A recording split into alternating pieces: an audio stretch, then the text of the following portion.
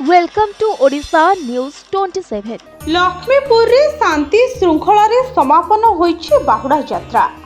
प्रबल वर्षा सत्वे भक्तों भिड़ कमी नथिला। पूरा पल्लीरु हजार हजार लोकों समागम होइथिला।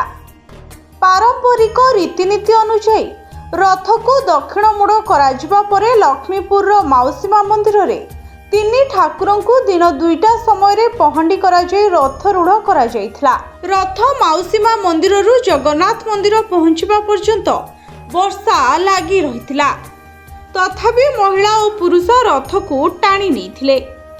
रथ यात्रा अवसर रे विभिन्न संगठन तरफ प्रसाद सेवन व्यवस्था करा जायथिबा बेले बस स्टैंड रे पुलियारी सह सुजी हलुआ बंटन करा जायथिला।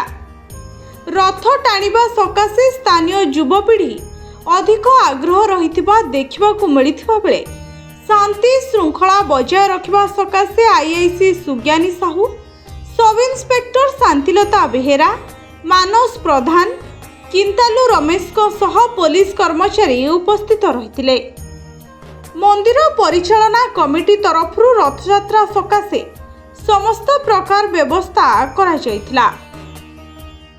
संकीर्तन मंडलीर बाजा गीतरे अंचल पूरा कंपी उठुला।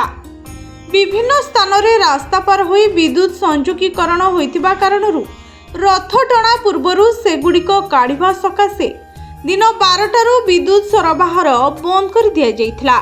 विद्युत नथिबा कारणरू पुरी रथयात्रार सीधा प्रसारण टीवी माध्यम रे देखि न परिबारु अनेक लोके दुख प्रकाश करथिले। लक्ष्मीपुर परमेश्वर साहू रिपोर्ट, ओडिशा न्यूज 27।